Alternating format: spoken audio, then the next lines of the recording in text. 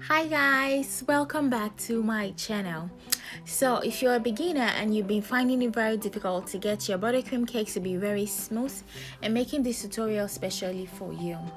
So once your buttercream cake has been crumb coated, you should put it in the fridge for at least 30 minutes. It helps your work to be better. It helps you do it way better.